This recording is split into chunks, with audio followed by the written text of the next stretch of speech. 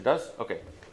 Okay, so yes, at the last class, you guys were all assigned to, take a look at how big overhangs had to be, and you all came to that aha moment of, well, there's no way I can block the sun with an overhang to the east or the west.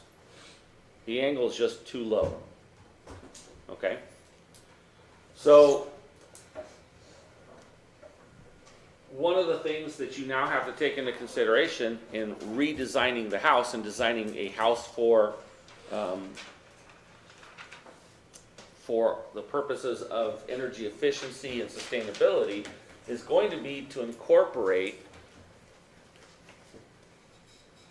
the ability to use the sun's energy to heat the house, okay, and the ability of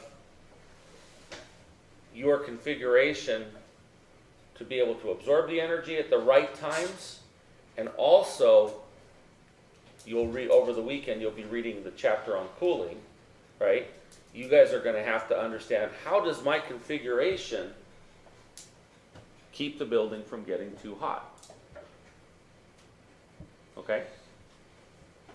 So we talked about, you guys had another sort of time earlier in the semester where you discovered that a building that is spread out, right, has more surface area than one that is more compressed. We also talked about the fact that the most efficient shape was a sphere, right? And if we're talking about rectilinear shapes, it's pretty much going to be a cube. So, two things stacked up has a lot less surface area than one up there.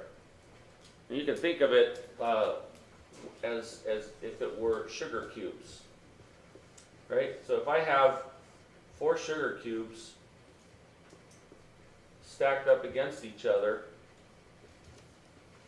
you have that interior surface of these 2 cubes, that interior surface, that interior surface, and that interior surface, right?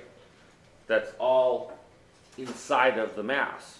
But if I take those things and I spread them out, now I got more surface area than I do when they're all pushed together.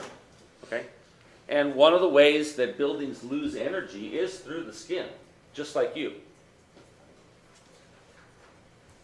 So but that was one equation. And remember, we talked about buildings are complex things in a complex environment. This isn't the same thing as conduction across the bar of metal. All right? So if we look at the dynamics of what's occurring, I can't remember if I already did this drawing for you or not.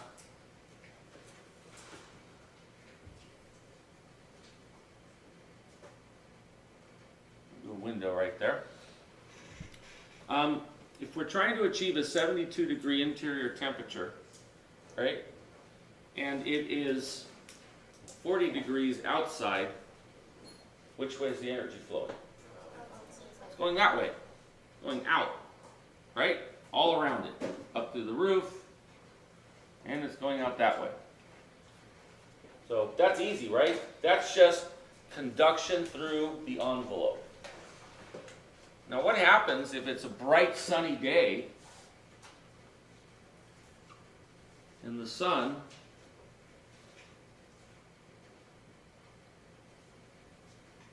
is shining through? Which way is that energy flowing? That energy is flowing in. Okay? So what you have to understand is that both of those things are having an impact on what the temperature is going to end up being. Okay? One of them is, what is the building doing in the air that's around it? And the second one includes solar radiation coming through windows. All right? So any questions about that? No? Okay, so going back to this scenario right here, right? This scenario kind of pretty much only thinks about the outside surface, right? Minimizing the outside surface. But what if you want lots of room for windows to heat up the building? This one doesn't give you that scenario, neither does this. in order to do that, you need a lot of windows. Now, do you guys think it might be a problem to have giant windows facing east and west? Why? Go ahead. You cannot block the sun from getting in the summer. In the winter, it might not be as big a deal. If it's a clear day and the sun starts coming in, that's one thing. But in the summertime, when the outside air temperature might be 95 degrees, right? So now which way is the energy going? Going this way.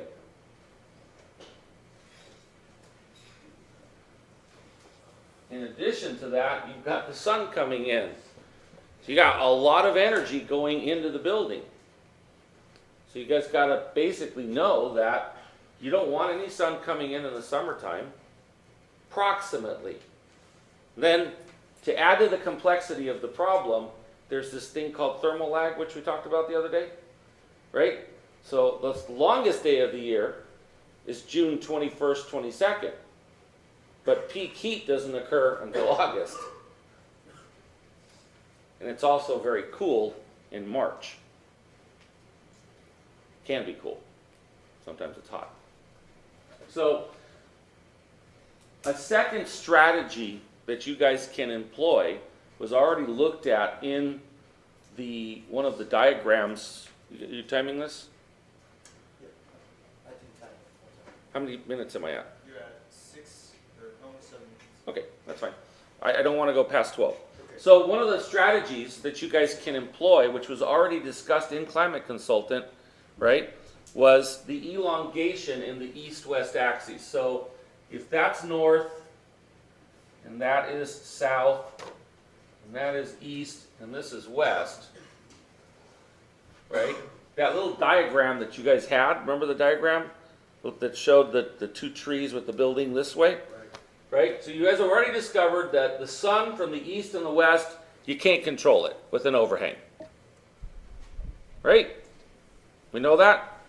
So if we take the building and we elongate it in the east-west direction, is the southern sun controllable? Yes. With just an overhang, you guys can control the sun. And if the overhang is adjustable, right, then if it's kind of cool in March, you bring it back and let as much sun in as you can. If it's kind of hot in September, you put it out and you block the sun from getting in. Okay? Now, east and west, what can you do programmatically to insulate the house from that hot sun in the summer? Huh? Insulation, that's not a programmatic response. That's more of a building envelope response. I don't know what they're called, but I think it's like a dwell where we can put like a higher space and then windows on the top.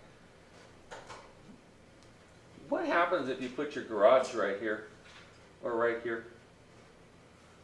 Does it matter if the garage gets hot inside? I mean, we don't like it, but my garage doesn't have air conditioning.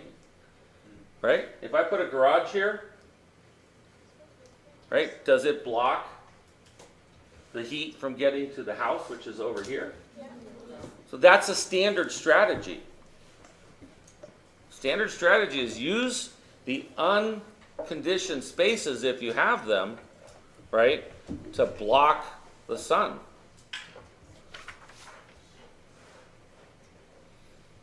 Now, let's just take into consideration this diagram right here that we're working on. So we've put the parking garage area. So I'll put, let me show a car and a car in there, little triangles, right? So we found out that there's no way the overhang to block this elevation would come out to here. So we can't do that. That's not going to work, right? But one of the things that you can do is you can put an overhang that comes out, right? And you can put a screen device here that you can see through. Roll that window up.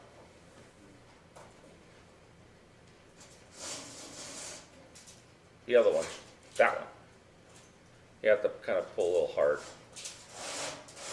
And drop that one back down. Yeah.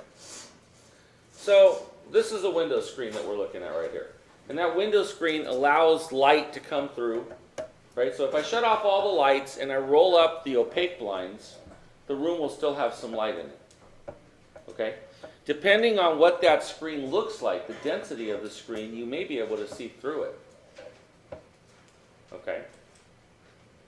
So that's one of the options you have, is to put some sort of a perforated screen at this end. And the perforated screen, right, whether it is a mesh fabric like that, or it is an architectural panel that's got holes in it, right, is going to block a certain amount of the sun. So if, let's say we have an architectural screen of circles of varying sizes, right? And let's just hypothetically say that the area of sheet metal of that whole wall is 100 square feet. And let's say that we used a total of 50 circles, and the total surface area of the circles is 50 square feet. How much of the sun are we blocking? Half of it, 50%. Now, so those are strategies that you guys can now begin to employ to block the sun in the east and west, okay, and allow a lot of area to be open to windows on the south side. All right, you want to go ahead and stop that one?